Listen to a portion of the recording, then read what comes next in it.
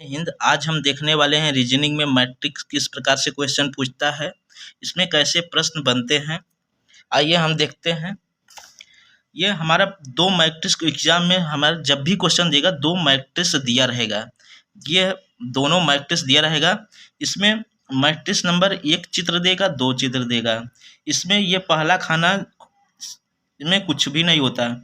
इसमें मैट्रिक्स इसको हम पंक्ति बोलते हैं। जो ये वाला क्षैतिज भाग में होता है इसको हम पंक्ति बोलते हैं। क्या बोलते हैं? पंक्ति। और ये जो हमारा स्तंभ है इसको हम बोलते हैं कॉलम। जब भी हम इसका क्वेश्चन हल करते हैं तो अगर हमारा क्वेश्चन दिया है तो सबसे पहले हम पंक्ति ज्ञात करेंगे। जैसे हमारा यम आर हो गया तो सबसे पहले हम इसका कोड करेंगे पंक्ति का 0, फिर उसके बाद हम स्तंभ का कोड करेंगे। क्या होगा? एम। अगर हमें एम का मान अगर पूछ दिया, मान लीजिए एम का मान इस क्वेश्चन में पूछ दिया, क्या आएगा? सबसे पहले हम पंक्ति लिखेंगे। पहला जो अक्षर होता है वो पंक्ति होता है, दूसरा क्या होता है? स्तंभ। अगर मान लीजिए ये पहला अक्षर क्या होता है? ये पंक्ति होता है, और ये दूसरा क्या होता है? ये कॉलम होता है। इसी प्रकार से 0 से लेके 4 तक और 0 से लेके 4 तक 0 से लेके 4 तक पंक्ति, 0 से 4 तक लेकर स्तंभ मैट्रिक्स संख्या 1 में दिखाया गया है। इसी प्रकार अगर हम मैट्रिक्स संख्या 2 देख लें तो 5 से लेकर 9 तक पंक्ति में है मैट्रिक्स संख्या, फिर 5 से लेकर 9 तक स्तंभ संख्या में है। अगर इसमें इसी दोनों मैट्रिक्स एक साथ देता है, इसी में हमारा क्वेश्चन बनाता है। देखिए हम, और पहला जो हमारा ये होता है, मान लीजिए जैसे ये वाला है जो हमारा ये, मान लीजिए इसको एक उदाहरण लेते हैं 6। ये 6 हमारा ये पहला जो हमें प्रदर्शित करता है, ये हमें पंक्ति बताता है।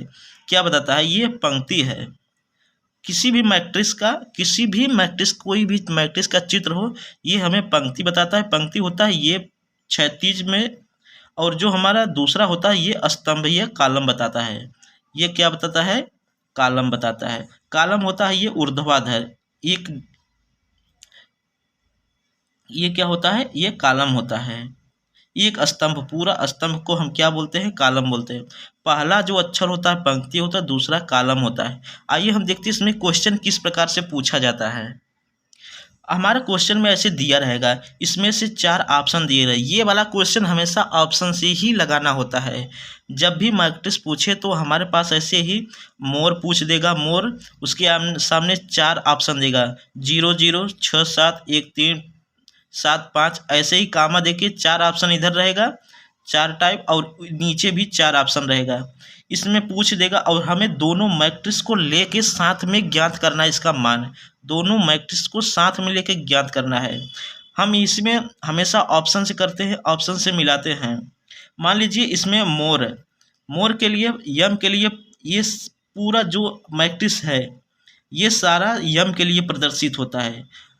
जो अगर इसमें हमारा यम ओ आर ई दिया है, 4 अक्षर है, 1 2 3 4, 4 अक्षर है, तो हमारा कितने खाना है? 1 2 3 4।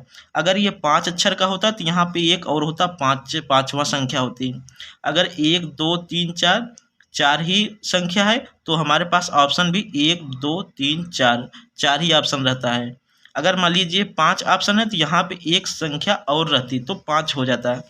तो हमारा जो ये पहला वाला है, ये जो पहला वाला है ये यम के लिए प्रदर्शित होता है, और ये जो दूसरा है ओ के लिए प्रदर्शित होता है। जो ये तीसरा है अक्षर, इसके लिए ये तीनों होते हैं, ये चारों ऑप्शन होते हैं सीधा में।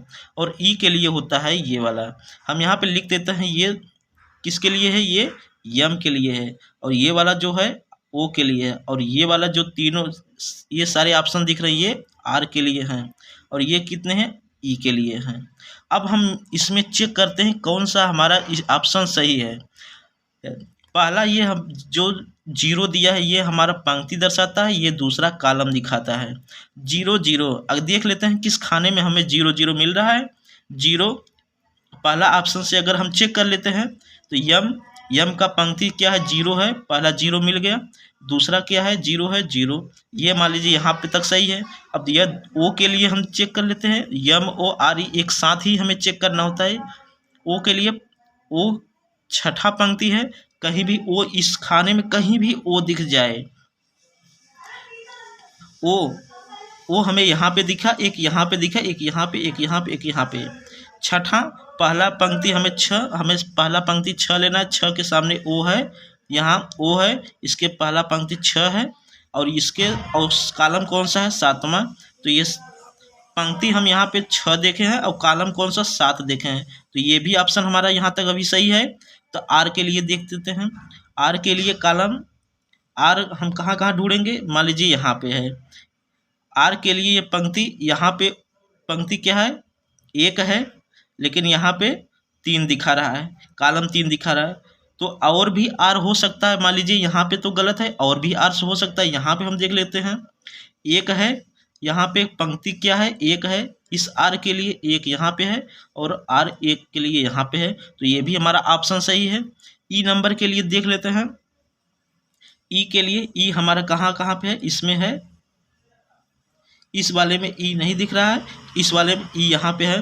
पहला हमारा पंक्ति कितना है? 7वां पंक्ति हम इसमें आ जाएंगे।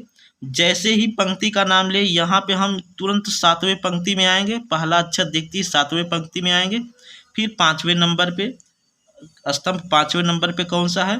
5वां नंबर स्तंभ हमारा ये है, ई है। तो ये वाला हमारा टोटल मिल गया। तो हमारा पहला ऑप्शन ही सही होगा, पहला ऑप्शन ही सही होगा। हम दोनों पंक्ति को लेकर ही हमेशा ज्ञात किया जाता है, दोनों पंक्ति को लेकर ही हमेशा क्वेश्चन में ज्ञात किया जाता है। अब इस ऑप्शन में अगर देखिए पहला 0 पंक्ति एम के लिए, इस एम मान के लिए 0 पंक्ति 0 ले लिए एम के लिए, और स्तंभ कौन सा? 2 देखेंगे, 2 देखेंगे। ये भी हमारा अभी तक ठीक है। लेकिन 76 अगर देखते हैं 7वां पंक्ति 7वें में हम चले आएंगे ओ के लिए। और छठा स्तंभ दिख रहा है, छठा स्तंभ ये है, 7वां और छठा स्तंभ। छठा स्तंभ में ए दिख रहा है, लेकिन ओ हमें चाहिए था, यहाँ पे नहीं। तो ये क्या हो जाएगा? गलत हो जाएगा। अब इस वाला प्रश्न में देख लेते हैं। पंक्ति 3 दिया है यम के लिए और 1 दिया है स्तंभ के लिए। 3 पंक्ति 3 में हम चले जाएंगे। स्तंभ 1 दिया है, 1 दिया, ये अभी तक सही है। तो हम दूसरे ऑप्शन ओ के लिए चेक करते हैं। 7 पंक्ति दिया है, हम पंक्ति नंबर 7 में आ जाते हैं।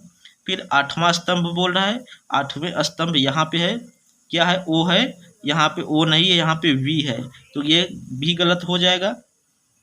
और 12 दिया है पंक्ति 1 के लिए, यम का मान 1 और 2 के लिए। पंक्ति 1 में चले आएंगे और 2 के लिए, पंक्ति 1 और 2 के लिए ये हमारा यम मिल गया। यहाँ यम चाहिए था, यम मिल गया।